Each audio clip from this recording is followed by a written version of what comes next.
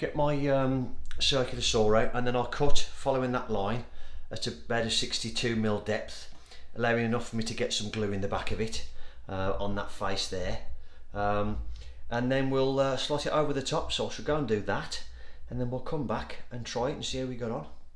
In fact, what I can do, I can actually use that to in fact, there we are.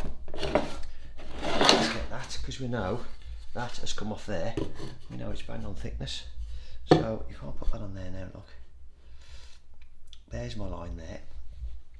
So I shall cut that, and I shall be able to test fit this now on the bench downstairs, and then we'll come back and have a look how we fit up here. Take this nosing off, glue it and screw it in place, and then we'll have a look up there. Right, so I've just been upstairs and just checked the depth, and it's actually 58mm, so I'm going to increase that to 60. Put that on there like that now. Give myself a reference line to work to. Right,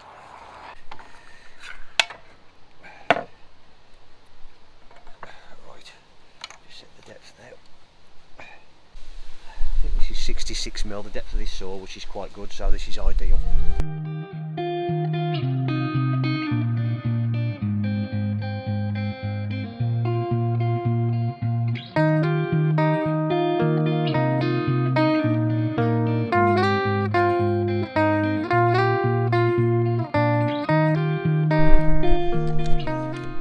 All I'm going to do now is mark on here,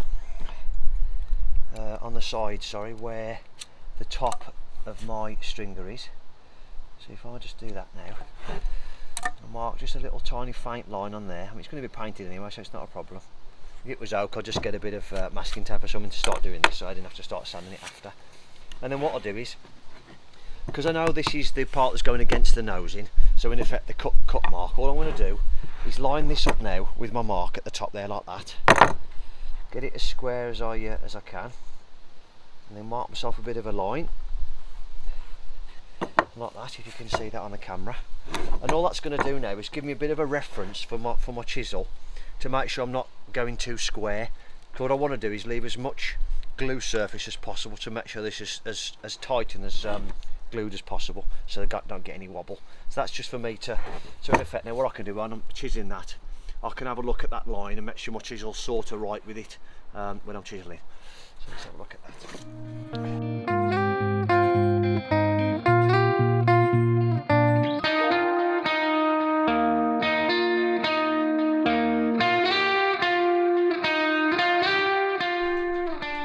Right, I dropped a bit of a mistake, and I know what it is, because I'm trying to film. Oh, hello. This is my labourer today. Because I'm trying to film, I just forget to do certain steps. So when I've cut it off, I've marked that, and of course that. Now I've moved it in. It's low. So what I normally do is I normally put my square on the top of the nosing and put a level line out, and then level to that. That's what I've done. So all I do now is I can actually eye that through. So if I look at that now, I know that the nosing is there. And then I can measure up that part there and get a line. Or I could, in fact what I might do, I know it's 60mm, so I'll just measure it here and measure the height of that and mark that on there. So yeah, I'll go and do that. I'll just run the saw quickly in there and take the rest out. But so yeah, that's what I haven't done. Right, that's more like it. That's what happens if you try to think of two things at once. So I'll just make sure that's upright and level now, and I'll get my multi, like I've just had to on that bit of trim there. I have to cut that back.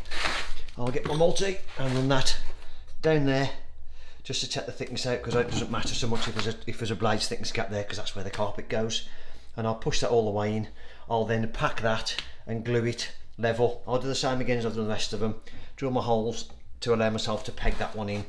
I'll do two there, and I'll probably do one in the centre this side, and that'll be about it. But there'll be loads of glue everywhere, so that'll be solid.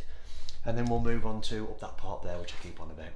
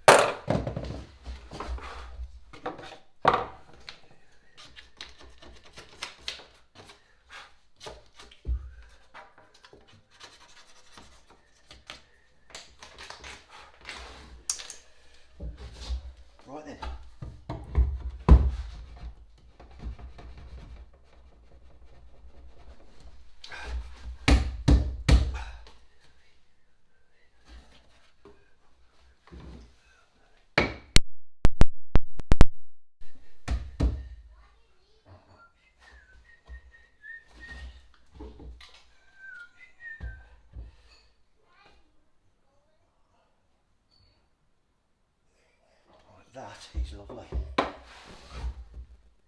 going to go out a little bit. And is that holding it off a touch? Let's have a look at that. Maybe a little bit in there.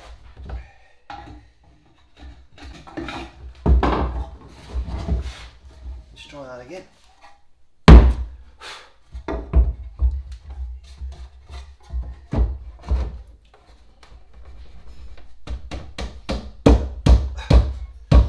That's got it now. That's got it now. Right, that's good. And that's good. That's why you need to go through the process of getting it level and marking your stringer, because I'm not fighting that now. I know that's in, and okay, it may need a bit of a tweak, but I mean, if you look at that, oh, that's bubble where it is, just sitting there, doing nothing. And I think this one's the same. Yeah, okay, I got it. Once I fix that, it'll pull against that stringer there, but the rise, sorry. But that's why it's important to do that first, so you're not having to fight this to get it where you want it to be. And because it's tight, you get plenty glue surface, and it's all good. So what I'll do now is I'll take this off, put loads of glue around it, screw my old, get my pellets ready, or my holes, my pellets, glue and screw this in.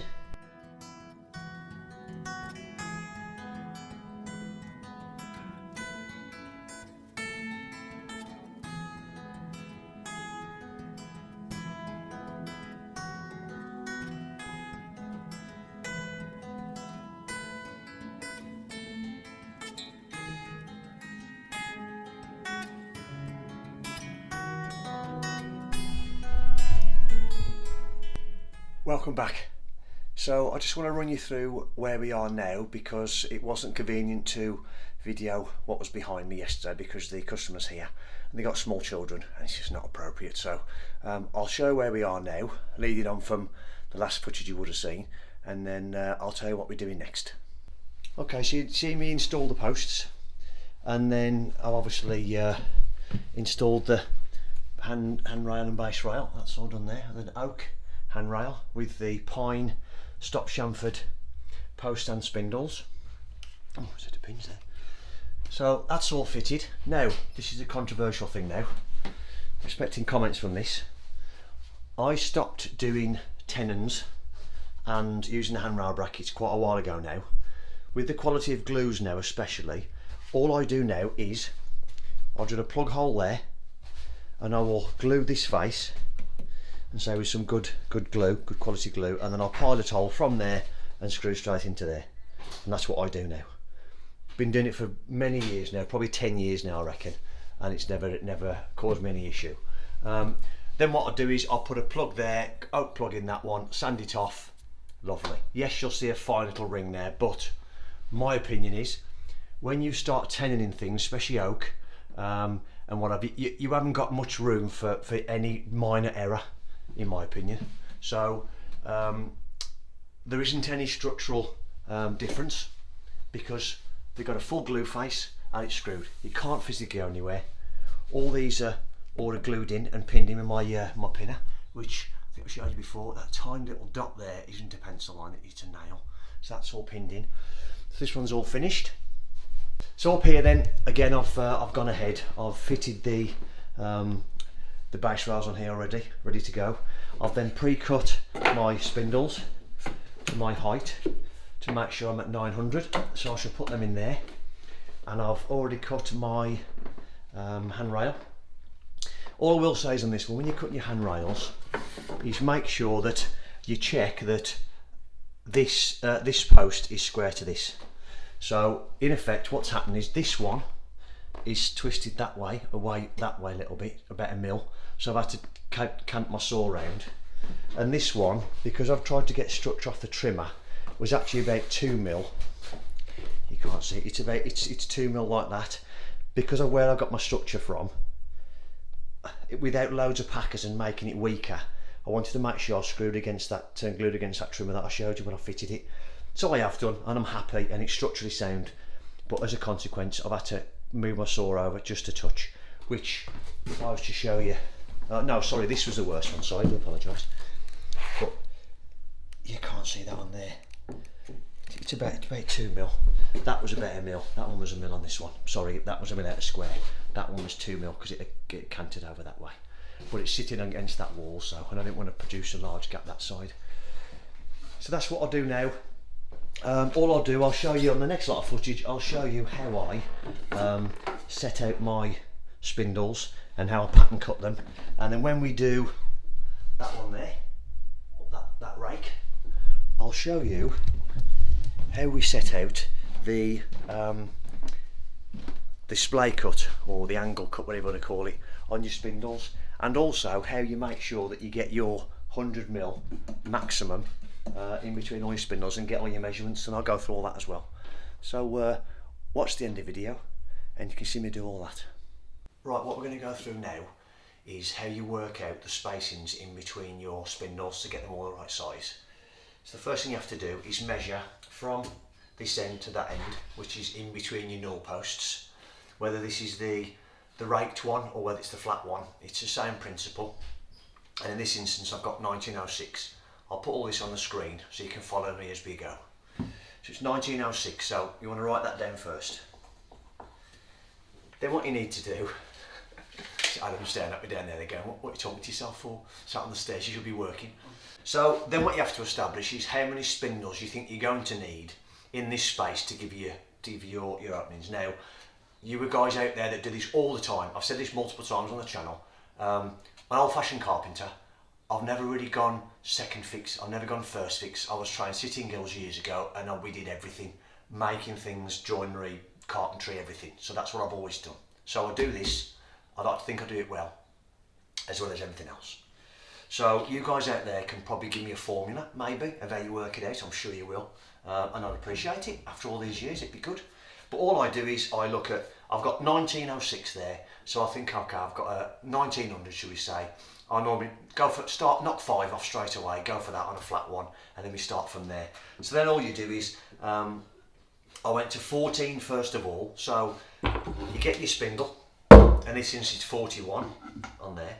Bear in mind when you're cutting it on a rake, you need to cut one first because the measurement is different. In fact, down there, when I cut it on a rake, it was 56mm, so you need to check that. 41mm, and all you do then is you times 14 by 41, and that gives you a measurement of 574 in this instance, and blah blah, and it carries on. However, when I worked it out, it was 88.8. So I went to 13. So 13 times your 41 gives you 533. And then what I did is you take your 533 off your 1906, and that gives me 1373. Still with me? And then because however many spindles you've got, there's always one extra space because you've got one either side, if you can picture that, if you know what I mean. And then so what you do then is you get your remaining number, which is 1373, after you've minused off 13 of these, and divide that by 14 because there's 14 spaces, and that gives me 98.07. So that's what I'll set my spindle packers or spacers at now, and that'll give me an even all the way across. Now, if you've got in any instance at all where one of your walls that you've done, say for argument's sake you go into an existing and your spindles and your newel posts are a bit on the skew, best thing to do is work from your first one. Let's say now, I know this is level, this is plumb, so I can afford to do a 98 and a 98 top and bottom. Work from that, but check it. If it is by any reason out of level, then all you can do is before you glue this one, you can increase it by, if it was 4mm out, you can increase that by 1mm, and you can lose 1mm on the next 4, because you're not going to see 1mm out of plumb on a spindle that height, which in this instance is, I think it was 780, 880, sorry. You're not going to see 1mm out of plumb, no way. So you can do that, and then when you get to the bottom, your far end or the top of the stairs, wherever you want to do, if say you like that and your spindles like that, then you can't do nothing about that. It is what it is. You can't start kicking all your spindles over that much, you'll see it. And you just put the last packer in as like a bespoke packer. It might be 96, because it didn't matter what you do and measure this. If this is 40 and a half, you're going to gain, like this measurement is 98.07. That 0.07 times by X amount. I'll put it on the screen now what that works out to. So at the end you're gonna sort of lose that on the last packer, but I'll do a calculation, and if it's too much I'll just do it, take my blade thickness off, and I'll show you how we set it out in a minute to pattern cut them all, and I'll just decrease it if it's too much. So that's what we're going to do next. I shall finish pattern cutting these, which I shall show you how we're going to do it in a second, and then we'll get them in. Now I know I've got to have another 11 I've got to cut of the spindles, and then we'll start cutting the spacers. Right, let's get on with it. So we're going to move on to setting your spindles out now. You have to excuse the glare because it's like utopia today for me, with the joinery in the winter sunshine, middle of October, and it's beautiful, lovely and warm and everything, it's nice. So anyway, as you know, I've already cut 2 of these because it makes it easier when you're on your own, or just for me anyway, to set your handrail properly, so you know your flatten or your cuts on your handrails are right. So what I'll do is, first of all, see there, you can get all your spindles set out what you need, and make sure they're all orientated the right way. And when I mean that is, you've got on a spindle, before it's cut, you've got a long part and a short part on a spindle, and the longer part goes at the bottom. I've done it myself probably twice in my career, I reckon, where you've got it not set it like I've done behind me, and you've cut it that one there short and then that one, and of course you haven't got enough, so it's wasted. So orientate your spindles. I even go as far as to write T on the top of there as well, so when I'm putting them in I don't put them in upside down. Bit of a tip. So first of all, what I want to do, I want to get this set, to get my saw set, which I'll show you in a minute what we do. So you need to make sure that both your patterns line up, and let me just get this right, and I'll try and show you on the screen. So if you see there, let me just see if I'm in focus. So you can see that's that line there, and what you do then is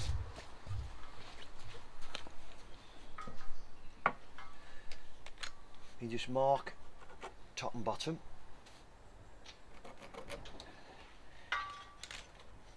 Then what you do, put that aside now, and as I always do, mark pat on there,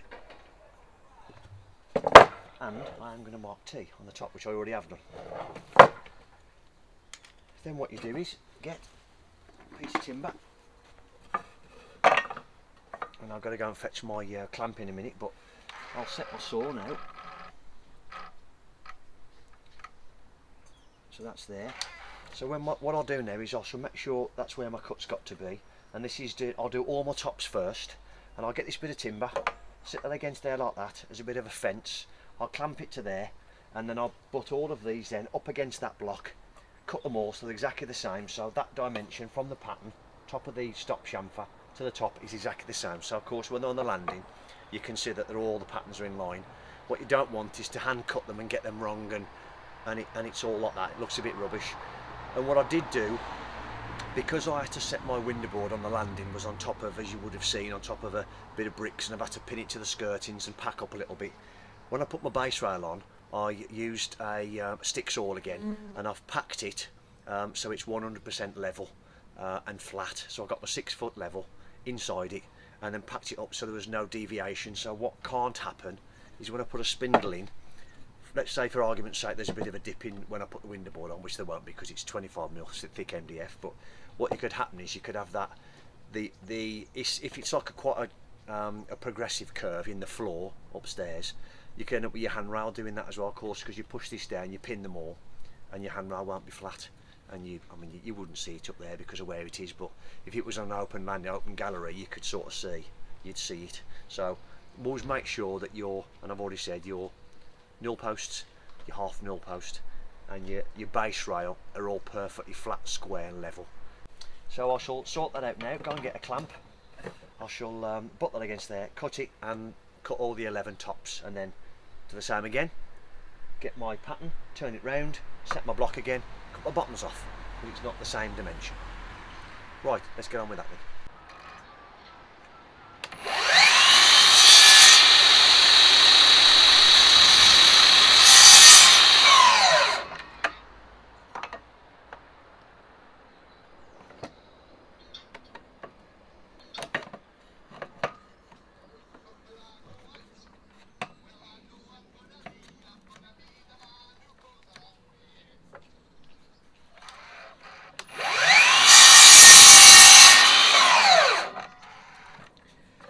Right, so I've changed this over now. I've swapped it round. I've used my pattern to put a mark, and I've already cut one. But what I want to show you is a bit of a safety thing, really. So you've got a fence there, nice and square. So just don't ram it all the way into that, because you'll move that. So you're just nice and steady. But what I will tell you is, when you've cut all the way through, don't do this what I'm about to do, because I'm only going to show you, and I hope it doesn't scare me to death. Right, can you see how that was actually quite mild? Can you see how it caught that then and caught the edge of the saw? What can happen is when you cut through, you pull your blade back up and it can bite against there and the side of the saw and bite against this, and that can catch, and it could probably bend your blade if it was a thinner curved blade. So just be careful. The best thing to do is when you've done that, stop like that, let your blade finish and then lift it up, and that won't happen. Just a bit of a safety tip, especially when you're doing this method. I'll do the same process now with my spacers, my spindles. Stop block the same again, and then I'll set all these to 98, and I might just leave the line a little bit because I've got that 0.07, haven't I? So what I'm going to do now I've got my handrail, I've got my packers cut, ready to go, all bar the last two which we talked about, having bespoke ones after, and I've got all my spindles set out now with the T on the top, all facing the same way, so I can't put mine upside down. So first of all,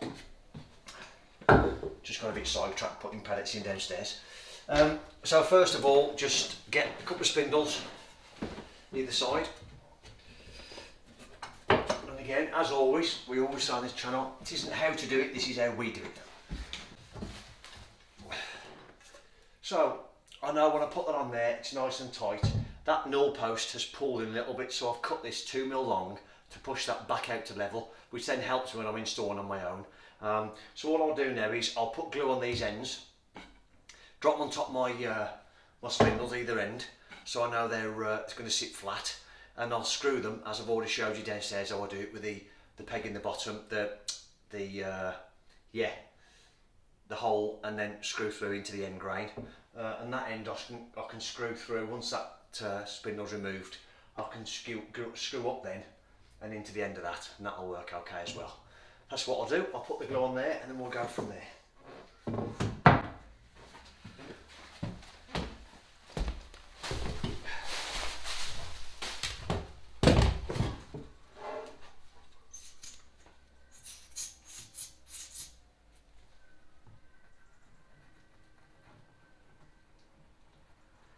Make sure you smear your glue over the entire face. There are other makes, but I had this one to hand and it's a good glue, so the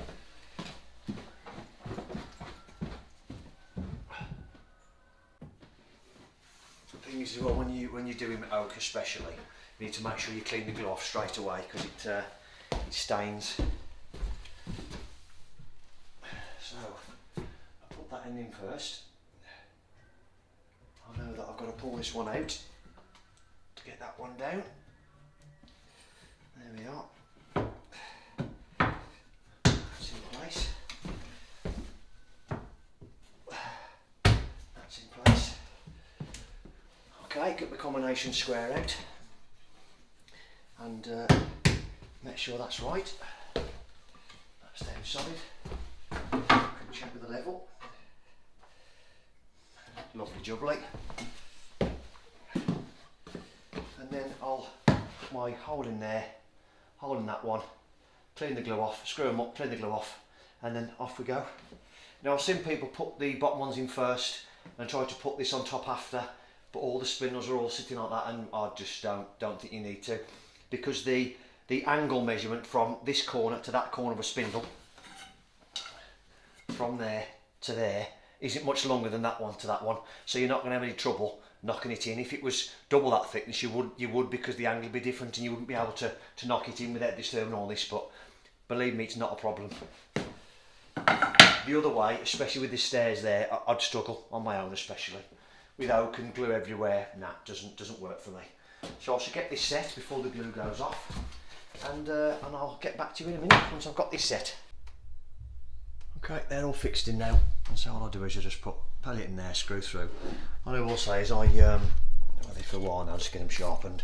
The pilot holes, make sure you pilot hole oak, because I've had screws snap before. I mean, maybe it's a better quality screw now, but yeah. So all I've done then is I've just up there, I've just countersunk and piloted a screw into that. And again, I'll accept the comments, but with the glue and when all the spindles and the spaces are glued in and pinned in, tell me, what do you think? If I thought for 1 second that wasn't safe enough like that, I wouldn't do it. So there we are. I'm going to stop justifying myself now. I think it's because of the comments recently. It's just upset me a little bit. But there we go. So I'm going to crack on now. I'm putting a time lapse on, I think, now. We're just putting these spindles in, and you can see it when it's all complete.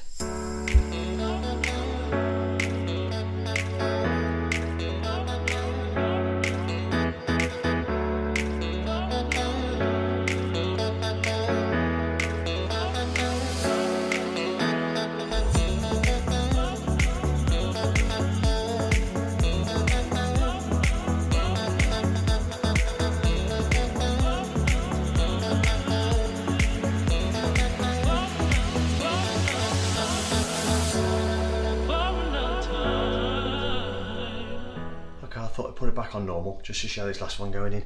Now that one there, and I think over here somewhere one there, they're really tight, and these oak packers are so tight to get in. Some of the spindles are slightly oversized, I think, and a couple of them are quite tight. But this one, as you can see, that pulled straight in, tap straight across. Well, one-handed. I just use the side of my hammer, like that. It's quite loose. You can see it's quite tight, but it is tight up there. Look, you can see it. So I shall glue that. So, like I said, that's how I do it. And you've seen me on the time lapse. I just give it a tap every so often. I use my veneer pinner to pin all these in, and I go back then, put the pointed nozzle back on my gun, because I've used like a flat nozzle now just to make it a bit tidier. But that's getting a bit worn there. So I'll go back through. I've got some longer pins, and I shall go in that corner there now, right in the corner, and toenail all the spindles in to the top and the bottom. And what I have done as well, which is a good thing about this 23 gauge pinner again, because as soon as you sand it, let me just show you. What I've done every so often, and then especially on the ones that you won't see, is can you see that? Now that makes it look like a massive hole because I've just magnified it there, but it's something that you're not gonna, once they start getting sanded, a little bit of sanding. I mean, there's a little, okay, there's dust in there now, I know, but if I put a bit of glue on there, there's no way you're seeing that. Look, it's quite, it's really, really good. And there's a couple that, and there's one there, and there's one over there that's sanded as well somewhere. You just can't see it. And then especially when you start putting stain and wax and things on them, it just fills it up. Just such a versatile tool, great piece of kit to have. So I'll just get that last one in there now. I shall measure this one to see what we've got. To try and even 6mm out across these, you'd be there all day trying to do it, but as long as your first one goes in upright and parallel, and you've seen me keep checking it with a level, when I got to about here, I was creeping very slightly over this way. So what I did was I cut one of these out, cut a millimetre off the middle packer, knocked it over, and then pulled them all back in again. So just check every so often. So I'll do that one now. And I'll glue that all in there, and yes, I'm going to go back to that actually. Just noticed that myself. I've put that in there. There's a bit of a gap there, look. It's tight the other side, I didn't notice that. That's bad, that is. Anyway, I shall sort that out. But the main one, all the oak, you can't fill that, and that's all. That shouldn't be, that should be tight. But there we go. That's my cock up, and I've just put it on YouTube as well, so there you go. Then you can see everything. We always do, put it on there. No one's perfect. So I shall do these two now, put these two in, so now that's power. So I'll use the packers I've already got cut. Which I think I'm one short anyway. Yes, I am. I've already got my saw still set up outside, so I can pattern cut one of them quick, and then I'll just measure these individually and put those on, and then we'll move on to the raked staircase going up to the loft.